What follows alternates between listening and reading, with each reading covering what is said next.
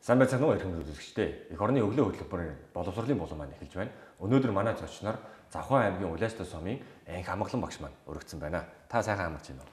Сайхан. За, өнөө өглөө их гоё өдөр баг шиг байна, тийм ээ? Тийм ээ, өнөөдөр их гоё өдөр байна. За, Завханаас хэзээ ирв? Завханаас одоо 8 сарын ихээр ирсэн тий. За. Сурагч нар одоо хичээл эхэлсэн. Ачаал ер нь хэр байна? Одоо сурагчид маань хичээлээ эхэлсэн. Эхний одоо удирдал талдаа орол явж байгаа да. Талдаа. Амралт нь эхэлсэн үү эхлэв үү? Амралт эхлэв. Амралт 11 сарын ихээр. 11 сарын ихээр эхэлнэ. Эцэг их сурагч багш гэсэн нэг гурван холбоос бий болж явж ерөөхдөө тийм ээ? Ерөнхий боловсролд одоо сурагч нар маань сурж боловсруулаад одоо дараагийн шат руугаа их сургууль руу ордог л доо тийм ээ. Тэгэд яг энэ гурван холбоог авч явдаг хүн бий бол яг үнэхээр багш гэж хардаг. Багш хамгийн чухал. Тэр багш хүн тэр сурагчдыг яаж хичээлийн хийлгэх вэ? Яаж олимпиадад бэлдэх вэ? Яаж одоо хичээлээ таслахгүй байх вэ? Яаж одоо сайн дүн авах вэ? Яаж ном уншуул сурах вэ гэд тийм ээ тэр бүгдийг хариуцж ажилдаг. Тэгээ тэн дээр багшийн ур чадвар аягүй чухал юм байна гэдэг би бас одоо ингээд сүүлийн үед их анзаараад байгаа. Энэ талаар одоо багш нарын ямар ур чадварууд их чухал байдгийн бол энэ талаар та нэг жоохон бидэрт бас үзэгчдэд маань бас мэдээлэл өгөөч. Энэ талаар л ер нь л энэ л маш чухал асуудал л та. Яг энэ л багшийн цэвэр мэдрэмжийн асуудал гэж боддог. Өөрөөр хэлбэл нэг хүүхэд ингээд хичээл дээрээ ч юм уу тий солон жоохон хоцрогдоод ирэх юм бол энэ юунаас болов гэдгийг эхлээд анзаарах хэрэгтэй. Гэртээ байна уу тийм ээ. Эсвэл багш надаас болж гэнэ үү? Эсвэл энэ хүүхдийн өөрийнх нь итгэж чармалтаас байна уу гэх мэтлэр ингээд хараад тухайн хүүхдүүдээ бас ингээд тухайн хүүхдүүдтэйгээ ярилцж болно тийм ээ. Ажиглаж болно. Тэр байдлаас нь харна. Нөгөө талаар л нэг багшийн үндсэн ажил бас сургалтын үйл ажиллагаа явуулахад эцэг эхээс энэ хүүхдэд ямар дэмжлэг хэрэгтэй тий.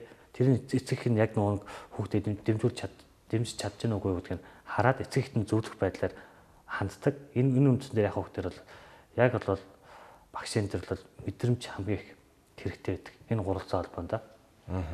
Тэгэхээр тэр мэдрэмжэн дээр үндэслээд тэр сурагчийг айгүй тийм анхаарлаа хандуулж тэр сурагчийг шалтгааныг тодорхойлох нь шүү дээ. Ямар асуудал толгоор нь тийм. Тэр манай багш нар бол яг тэр сурагчдыг бол маш сайн мэдэрдэг, анзаардаг, анхаардаг.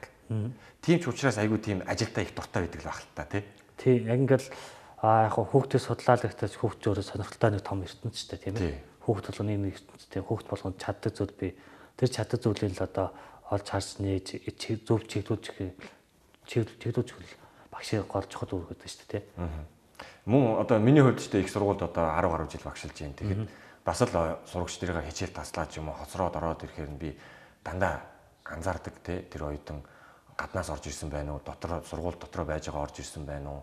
Эсвэл өглөөнийхөө цайг уусан уу уугаагүй гэдгийг би сэмхэн зүгээр асуучдаг.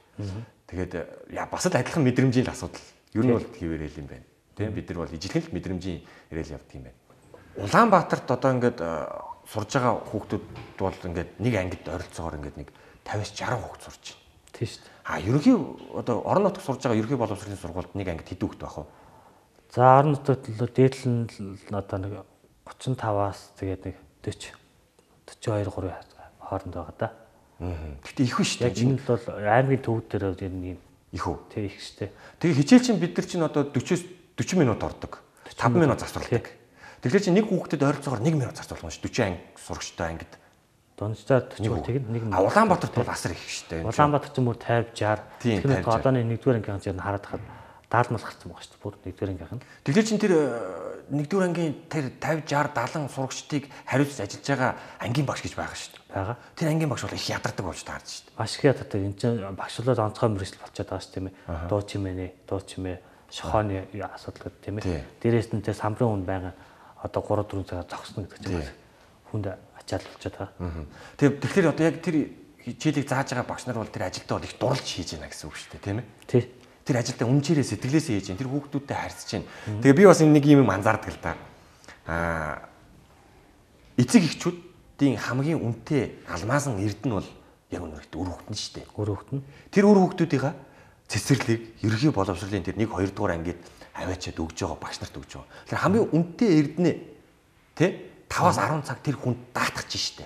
Тэгж байгаа. Тэр ерөнхий боловсролын сургуулийн багш нар, цэцэрлэгийн багш нар бол маш өндөр хариуцлагатайгаар одоо тэр үнэтэй эрдэнийг авч хадгалж тий тэрийг нь хүмүүжүүлж зөв хандлагатай болгож зөв мэдлэгтэй болгож Тэ дээрээс нь ном сурлагатай эрдэмтэй болгож ингээд бүх юмыг одоо хариуцж хийж шít. Эцэг эхчүүд ер нь багш нартай ерөнхий боловсролын сургуулийн багш нартай хэр холбоотой ажилладаг юм бэ? Маш сайн холбоотой ажиллана эцэгчүүдийн ажил нь. Тэгээд ерөнхийдөө бол хандлагыг хараадах тэр бага ангидаа бол эцэгчүүд маш сайн ажилладаг.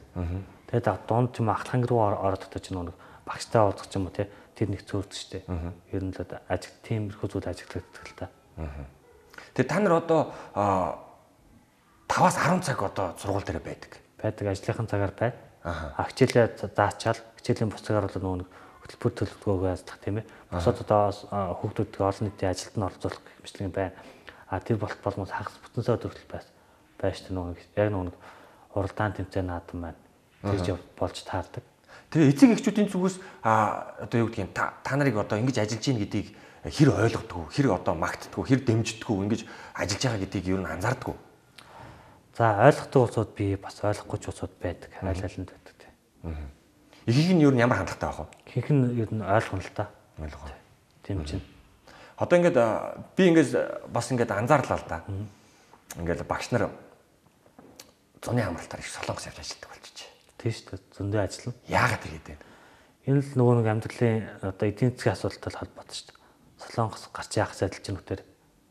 Яа тий. Цалингийнхан зээлээд авах ч юм уу эсвэл бол ямар нэг одоо эдийн засгийн боломж нөхцөл ажил зам бол өөртөө амрахгүй солонгос очиж ажиллаж байгаа шүү дээ. Зун уг нь бол хуулиараа амрах ёстой шүү дээ. Амрах ёстой. Чи амрахгүйгээр ингээд дахиад ажиллаа яваад байна шүү дээ. Тэгээ буцаа хурж ирж байна. Тий. Тэгэхээр энэ нэг шалтгаан байгаад байна да. Энэ бол нэг цалин бага байна уу? Ахуй амьдралын шаардлага байна уу? Осоо яг юуны шалтгаан байна? Энэ л бол тэр нөө цалингийн асуудалтай холбогдож байгаа шүү дээ.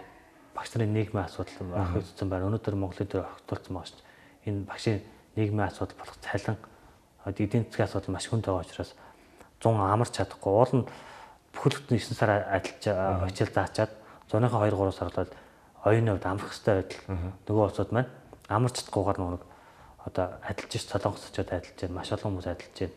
Тэнд очиад их багш нар сайн багш нар маань очиж адилжаад буцаад тэндээ харлаа үлдэж шít. Одоо хэрвээ нууц биш бол өөрөө хоёр нь ойролцоогоор хідэн дунджаар хідэн төгрөгийн цалин авах уу? За би чинь одоо 10 цэцэлдээ багшилж байгаа шүү дээ. Тэгэхээр чи би одоо цалингийнхан сүлжээгээр 539 мянган төгрөгийн цалинтай. 539 ажиллаж. Хэрвээ арай залуу багш бол одоо бага цалин авах нь. Залуу нэгээс 5 жил ажилласан багш юм да 535 280. Тэгээ та нар яаж ахуй амьдралаа ингэж залгуулж байна одоо? Яг энэ мөнгөний хүрээнд л зохицоод шүү дээ. Ихтэй зохицуулах хэцүү шүү дээ. Хэцүү юу? Тэгээ эцэг эхчүүд маань энэ бүгдийг ер нь ойлгож байна уу?